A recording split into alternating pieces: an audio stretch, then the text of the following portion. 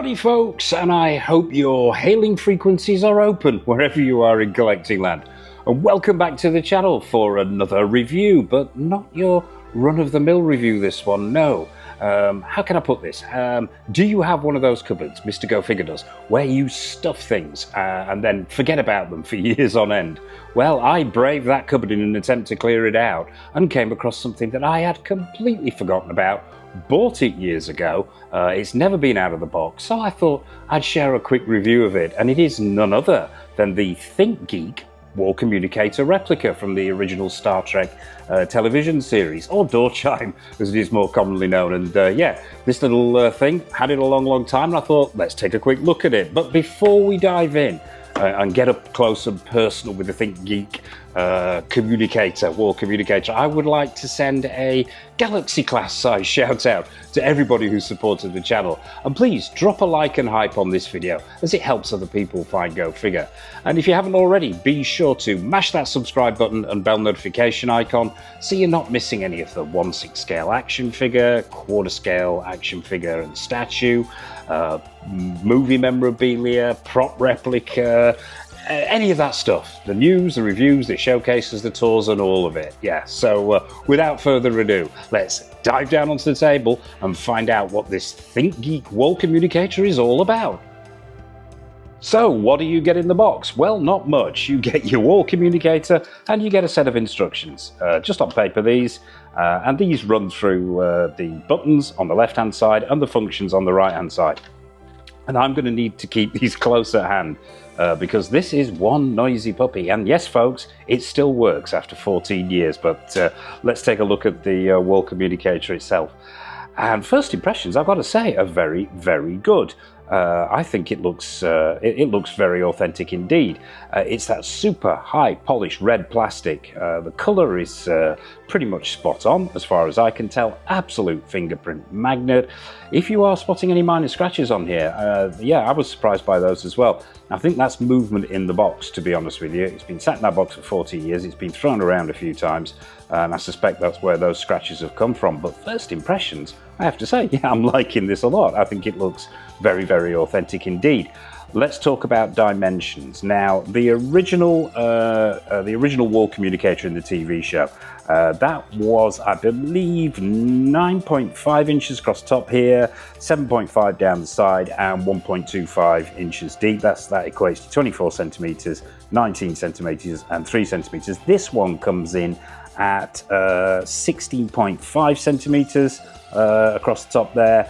13.3 centimeters tall and about 2.5 centimeters deep. So I would say probably we're looking at somewhere around half the size, maybe, just give or take. Yeah, maybe somewhere between a half and a third the size.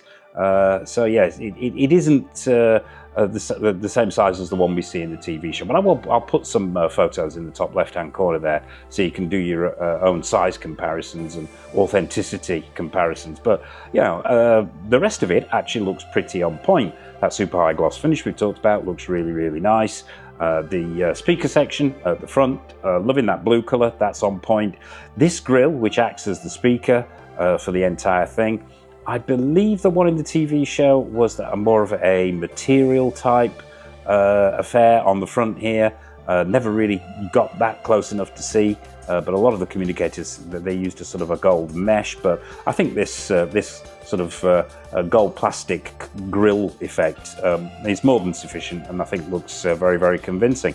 You've got the light section at the top there, the red light in the top right, and the button in the bottom right. And overall, yeah, very, very impressed. On the sides here, these are the two motion sensors which activate the motion sensor features on this thing that we'll look at shortly. Let's take a quick look around the back. The back, very, very simple. You have a battery compartment here, Phillips head screw, pop that screw out, and it takes 3 AA batteries. At the bottom here, you've got the mode setting button. Now, this is for the actual motion sensor control. So if you have it in the center there, and you can probably see, if I can get this close enough to the camera, that there are both a right and left arrow there. That means both the right and the left sensor are activated. So if someone approaches from the left or right, it will activate the door swooshy effect, or you can just individualize that and have the right or the left, depending on your taste. There's also a volume button going on here. Now, trust me, I have tried this out before filming this. This is super loud and a little bit unpredictable when it comes to the effects. But yeah, we've got it in loud at the moment, but we'll use caution when we run through the sound effects. You may have to turn that down a little bit. And you've got 2 wall mounting holes here, obviously for some screws and roll plugs and stuff, so you can wall mount it if you want to. On to the front again, and let's talk sound effects. This is where I am going to need the instructions, because this can get a little bit hairy. Right, so we'll start with door mode. Now, as far as I am aware, he said confidently door mode. You click this button here. Now, worth mentioning as well at this point, don't know whether I mentioned this previously, in the original TV show, this wasn't a button. This section lit up. I believe this was the main control of the panel itself in the TV show. So yeah, I think ThinkGeek have had to take a little bit of artistic license here in the design, just so that you can have some control of this thing from the front as well. And if you are going to wall mount it, I would say make sure that you set that volume, you check the volume first, because yeah, it could be a bit of a ball getting it off to readjust the volume if it's too loud. But we will start with door mode. Now, he said confidently, we'll flip this button up to the top, and we get the swooshy effect. And as I say, that's activated by the motion sensors, currently in the center position, so any movement on either side. Let's try that again.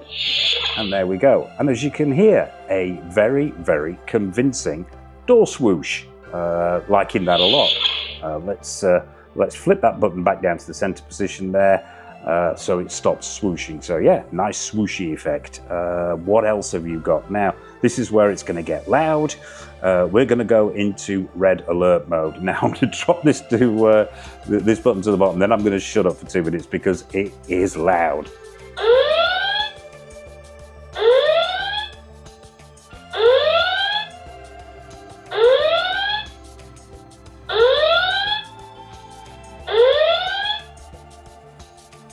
And as you can tell, they're very loud, very convincing Enterprise klaxon.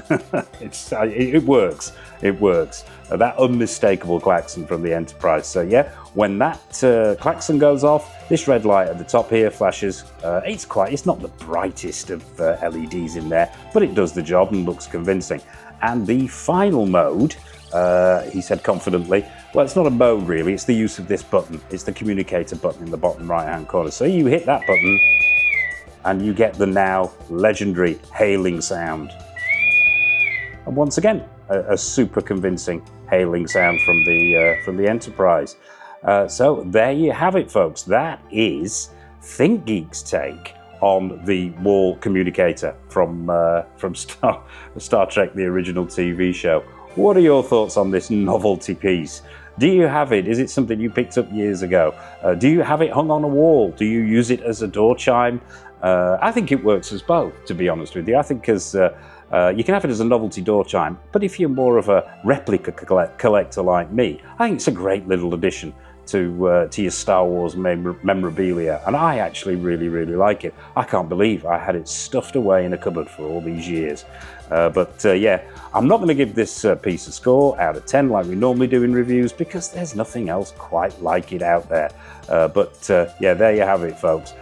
We would normally go out with a showcase if we were looking at a figure or a diorama or something like that. But we've pretty much seen everything there is to see here from the ThinkGeek wall communicator. What are your thoughts on this piece? Let me know in the comment section below. Would it annoy you to death, or would you seek it out? I would be fascinated to hear your thoughts on this. What have we got coming up on the channel? Well, there's plenty more novelty items, but also we will be having the staple of the channel, which are more 1/6 scale action figures. And we've got stuff from Hot Toys, In Art, Susu Toys, Present Toys, Caustic Plastic, Exo 6, the list goes on.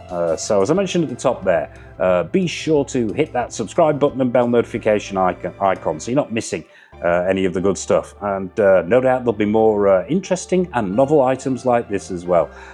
So I suppose all that remains for me to say is from myself, Mr. Gofinger, and the ThinkGeek Wall Communicator from Star Trek, a massive thank you for watching as always, and until the next time on the channel, take care of yourselves and happy collecting.